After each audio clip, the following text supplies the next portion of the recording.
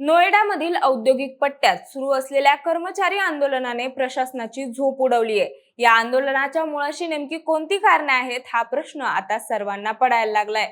हे आंदोलन अचानक सुरू झालं नसून गेल्या अनेक महिन्यांपासून कामगारांच्या मनात साचत असलेला संताप आता उफाळून वर आला आहे।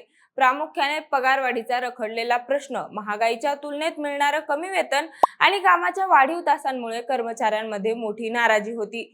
त्यातच कॉन्ट्रॅक्ट पद्धतीने काम करणाऱ्या कामगारांना परमनंट करण्याचं आश्वासन देऊनही त्याची पूर्तता न झाल्यामुळे त्यांची भविष्यातही भीती वाढली। त्यामुळे तिथल्या कर्मचाऱ्यांनी आंदोलन सुरू केलं। ह्याच आंदोलनाला हिंसेचं स्वरूप आले। त्यामुळे आंदोलनाची परिस्थिती ही चिघळलेली दिसते। नोएडामध्ये सुरू असलेलं हे कर्मचाऱ्यांचं आंदोलन नेमकं काय आहे, त्यांच्या आंदोलनाचे मुद्दे काय आहेत, या आंदोलनाने हिंसक वळण का घेतलंय हेच आपण या व्हिडिओच्या माध्यमातून जाणून घेणार आहोत। नमस्कार, मी अपूर्वा आणि तुम्ही पाहताय विषयच भारी। नोएडामध्ये गेल्या काही दिवसांपासून कर्मचाऱ्यांनी पुकारलेल्या आंदोलनाने आज रौद्र आणि हिंसक रूप धारण केले। विशेषतः नोएडाच्या फेज 2 आणि होजरी कॉम्प्लेक्स परिसरातील औद्योगिक क्षेत्रात कर्मचाऱ्यांचा संताप अनावर झालाय। या आंदोलनामागील मुख्य कारण म्हणजे कर्मचाऱ्यांच्या प्रलंबित वेतनवाढीची मागणी आणि कामाच्या ठिकाणची भीषण परिस्थिती हे आहे। माध्यमांच्या माहितीनुसार नोएडातील सुमारे 6 मोठ्या कंपन्यांमधील हजारो कामगार गेल्या 3 ते 4 दिवसांपासून शांततेत आंदोलन करत होते।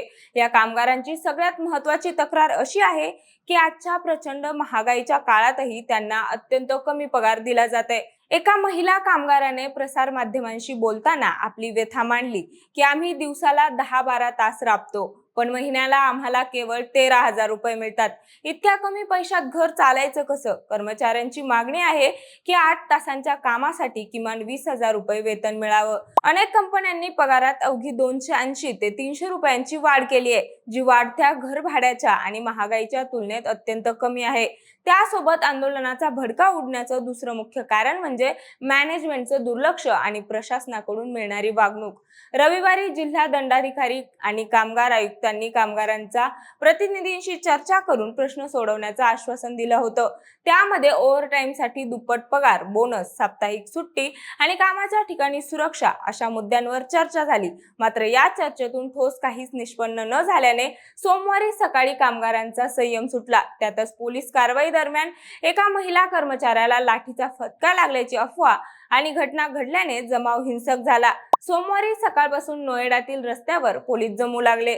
संतप्त कामगारांनी पोलिसांच्या गाड्यांवर दगडफेक केली तर काही वाहने पेटवून दिली। परिस्थिती इतकी हाताबाहेर गेली की पोलिसांना जमावाला पांगवण्यासाठी अश्रुधुराच्या नळकांड्या फोडाव्या लागल्या आणि काही ठिकाणी हवेत गोळीबारही करावा लागला। नोएडा प्राधिकरणाच्या बोर्ड बैठकीतही शेतकऱ्यांच्या आणि कामगारांच्या मागण्यांकडे दुर्लक्ष झाल्याचा आरोप होते, ज्यामुळे असंतोष अधिकच वाढलाय। हे आंदोलन केवळ पगारापुरतं मर्यादित नसून ते कामगारांच्या आत्मसन्मानाशी आणि जगण्याच्या संघर्षाशी जोडलं गेलंय। कामगारांचं म्हणणं आहे की ते केवळ कामाचे तास कमी करण्याची आणि न्याय वेतनाची मागणी करत आहेत, परंतु प्रशासन आणि कंपन्यांचे मालक त्यांच्याकडे केवळ स्वस्त मजूर म्हणून पाहत आहेत। सध्या नोएडातील गौतम बुद्ध नगर परिसरात तणावाचं वातावरण असून मोठा पोलीस बंदोबस्त तैनात करण्यात आलाय।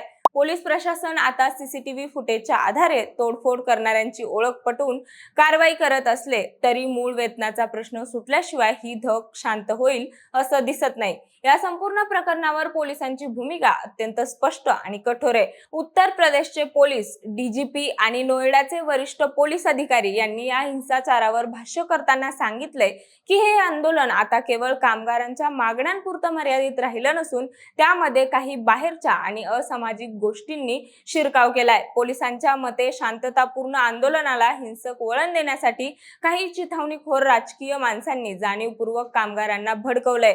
पोलिसांचा असा दावा आहे की आंदोलक कामगारांच्या गर्दीत घुसलेल्या काही लोकांनी जाणीवपूर्वक दगडफेक सुरू केली, जेणेकरून कायदा आणि सुव्यवस्थेचा प्रश्न निर्माण व्हावा। तर गौतम बुद्ध नगर पोलीस आयुक्तालयाने स्पष्ट केलंय की त्यांनी सुरुवातीला संयम बाळगला होता आणि कामगारांशी संवाद साधण्याचा प्रयत्न केला होता, परंतु जेव्हा सरकारी मालमत्तेचं नुकसान होऊ लागलं आणि पोलिसांवरच हल्ले झाले तेव्हा त्यांना नाईलाजाने बळाचा वापर करावा लागला।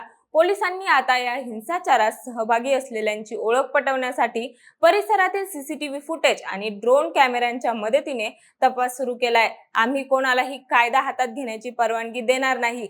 ज्यांनी सार्वजनिक मालमत्तेचं नुकसान केलं आहे आणि पोलिसांवर हल्ले केले आहेत त्यांच्यावर कडक कायदेशीर कारवाई केली जाईल, असं आश्वासन पोलीस प्रशासनाने दिलंय. यासोबतच चिथावणीखोर संदेश पसरवणाऱ्या सोशल मीडिया हँडल्सवरही पोलिसांची करडी नजर आहे. खबरदारीचा उपाय म्हणून नोएडा दिल्ली सीमा, विशेषतः चिल्ला बॉर्डरवर कडक नाकेबंद करण्यात आली असून दिल्ली पोलिसांनाही हाय अलर्टवर ठेवण्यात आलाय. थोडक्यात सांगायचं तर नोएडातील हे आंदोलन म्हणजे वाढती महागाई आणि त्या तुलनेत स्थिर राहिलेलं उत्पन्न यांचा स्फोट आहे. जोपर्यंत कंपन्यांचं व्यवस्थापन आणि सरकार कामगारांच्या किमान वेतनाबाबत आणि कामाच्या तासांबाबत ठोस निर्णय घेत नाहीत तोपर्यंत औद्योगिक शांतता प्रस्थापित होणं कठीण वाटतं. सध्या सोशल मीडियावर आणि युट्यूबवर या आंदोलनाचे अनेक व्हिडिओ व्हायरल होत असून त्यातून सामान्य कामगारांचा आक्रोश स्पष्टपणे दिसून येतोय. बाकी सर्व सामान्य कामगारांच्या मागण्या पूर्ण होतील का आणि हे चिघळलेलं आंदोलन पुढे कोणत्या दिशेला जाऊ शकतं हे आम्हाला कमेंटमध्ये नक्की सांगा आणि सोबतच आपल्या विशेष बारीच्या YouTube चॅनलला सबस्क्राईब करायला विसरू नका. धन्यवाद.